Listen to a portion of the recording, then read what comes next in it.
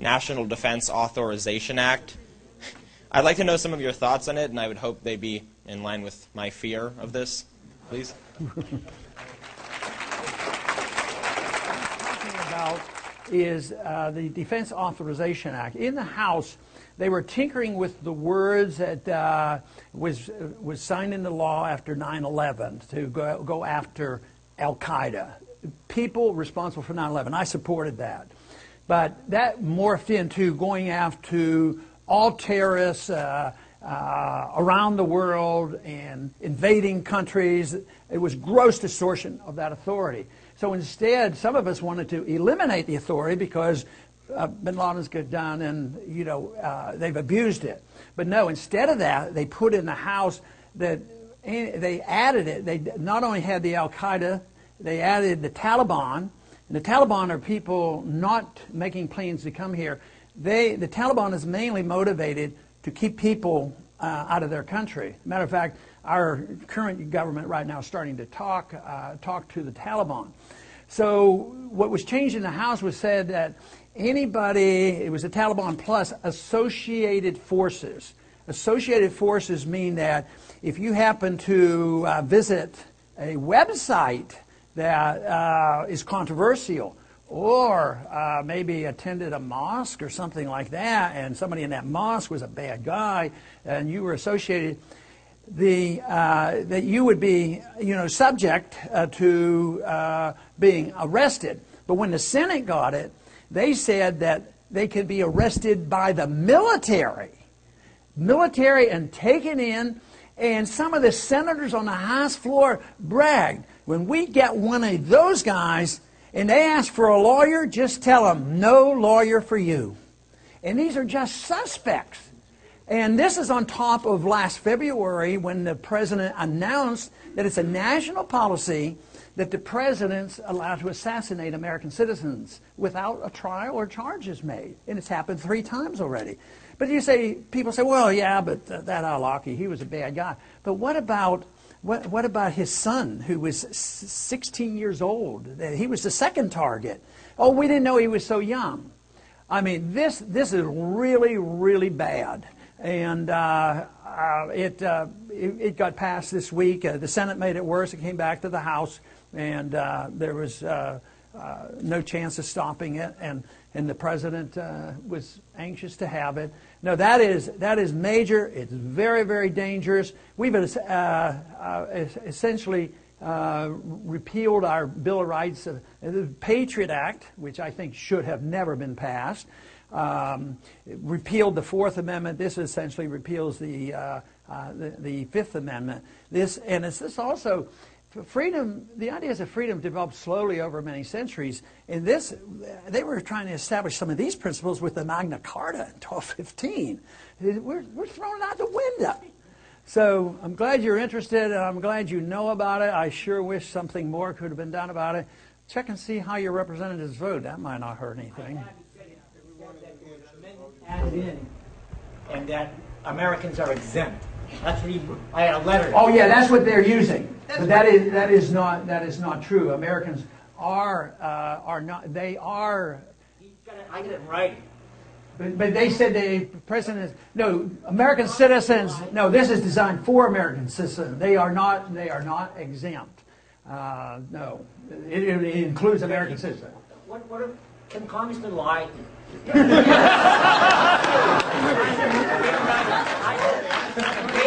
I've heard of that happening. No, you can't impeach him. You know, it's too bad that getting rid of and your turnover up here is rather easy to do. I wish it were that easy in Washington.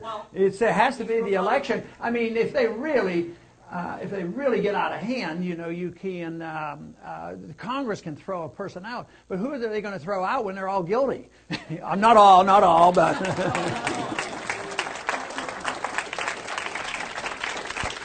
A bill written in secret by Senator McCain and Senator Carl Levin that would give the U.S. military and not civilian law enforcement agencies the ability to arrest anyone and hold that person indefinitely, even if that person is an American arrested on American soil. They affirm in statute for the first time a power that the president has merely claimed, and that's the power to detain indefinitely American citizens without charge or trial.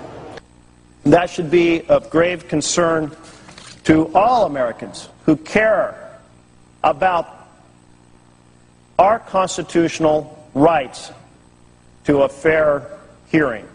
Basically, to take them out of the criminal justice system and remove from them the protections that are, quote, guaranteed, close quote, by the Constitution. You oppose this? You drew the ire of John McCain and Carl Levin, senators who drafted this amendment to an appropriations bill in secret. Why are they mad at you? What's your argument? Well, they're mad at me because I'm defending the Constitution. I'm defending liberty.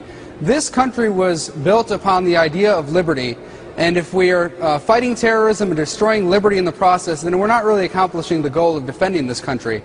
So I think we need to go back to the Constitution. American citizens should never be detained, certainly indefinitely, without charge or trial at the discretion of the president. That is completely outrageous, and my constituents agree with me. Without any of these rights, that person can now be locked away forever under this law. No right to appeal, no right to contest, and therefore, this completely works against the principles we hold dear. Because those principles were set up.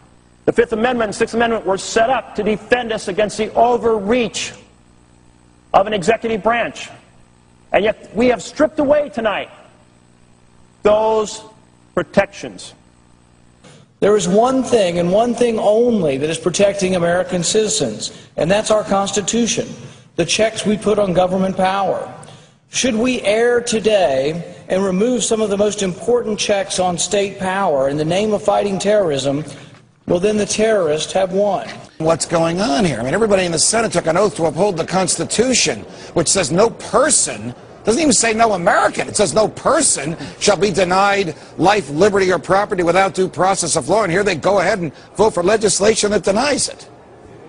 Well, you know, we had a discussion about this among some Republicans at lunch, and one other Republican senator read from the Constitution and pointed out all the places where you are guaranteed a trial by a jury, while you're guaranteed speedy trial, while you're guaranteed habeas corpus, you're guaranteed all these rights. And it does strike me as perplexing that anyone could vote to send an American citizen who's been accused of a crime to a detention center in a foreign land without due process. Really is beyond me. What justification did these people give for this? Most of them argue that Hamdi and Quirin, two Supreme Court cases, have justified holding U.S. citizens as enemy combatants. They also argue that the Padilla case did, but that wasn't a Supreme Court case.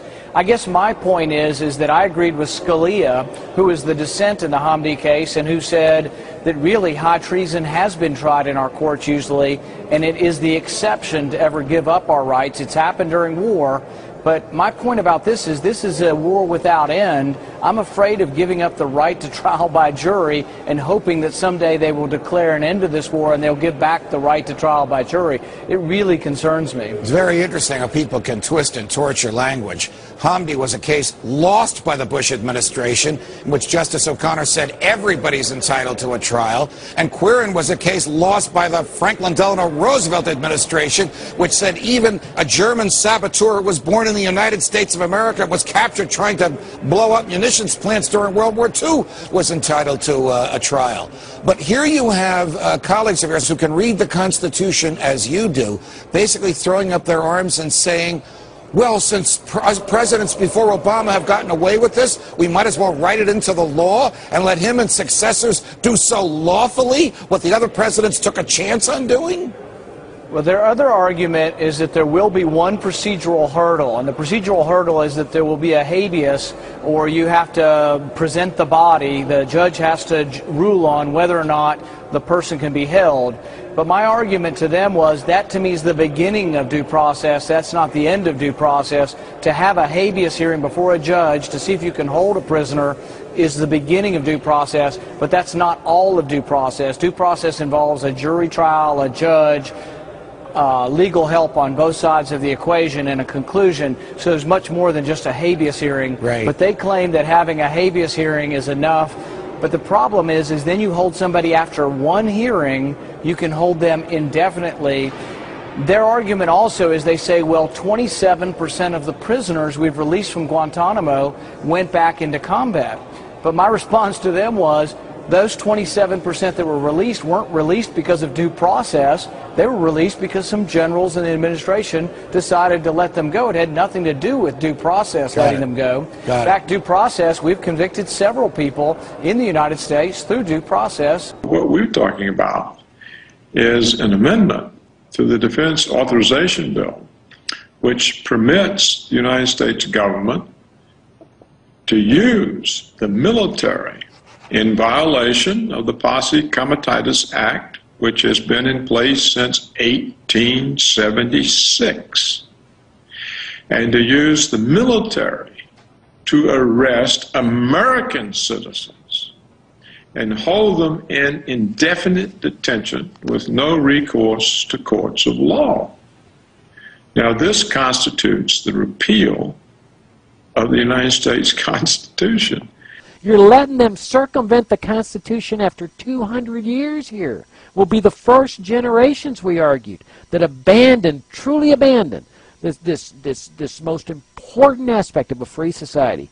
All that we hold dear as Americans in this Constitution about our fair rights as citizens has been trampled on tonight. Whenever you suspend due process, which in effect suspends the rule of law, you walk down a very dangerous path, and you give authority to your government that it can then wield essentially without restraint. This is the essence of dictatorship. We look at Nazi Germany and we say, yes, that's the essence of dictatorship, when the Gestapo can just go barge into a person's home at night and cart him away to a concentration camp. That's the system we now live under that's being called freedom. This Lindsey Graham, or Graham Lindsey, the cracker from South Carolina, he said the United States is a battle zone. Could you imagine that? So that's what's happened. Senator Lindsey Graham, who supports this bill, says, quote, "The homeland is part of the battlefield, and people can be held without trial, whether an American citizen or not." I guess he hasn't read the Constitution recently. Under the provisions, would it be possible that an American citizen then could be declared an enemy combatant and sent to Guantanamo Bay and detained indefinitely? No matter who they are, if they pose a threat. They all voted to give this power to the military, despite the fact that the Pentagon, the FBI, the CIA, the Director of National Intelligence, and the head of the Justice Department's National Security Division all told the Senate, don't vote for this. It's a very bad idea. And yet they did. What is the most gigantic power that any totalitarian dictatorship can have in its possession? I mean, it's not just the power to tax people or control their economic activity, confiscate their guns. It's the most direct power is the power to just go out and send your military forces, your intelligence forces, and start rounding people up and using force to do it. You know, you get a company of infantrymen, and you go in around, surround somebody's house, you barge down the door, and everybody's got his guns pulled. They're all SWAT team deals, and you go in there and you seize that person and you cart him away to a concentration camp or to a detention facility. You don't give him a trial. He's an enemy combatant. This is war, you know. I mean, that's the most direct power. Oh, and guess what? That power goes back centuries into British history, into British tyranny. I mean, this was the most tyrannical power that the British people were so concerned with throughout all the centuries. In fact, that's what Magna Carta was all about.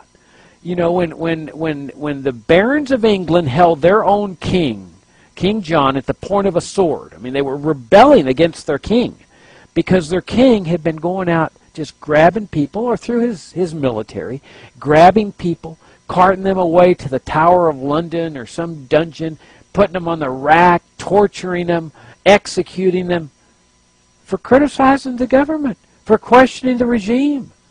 And so, you know, along comes this rebellion at Runnymede, and they extract from the king. They win. They beat the king. They beat their own king, and they extract from him an admission that never again will he go and grab a person in violation of what Magna Carta called the law of the land. And that phrase, law of the land,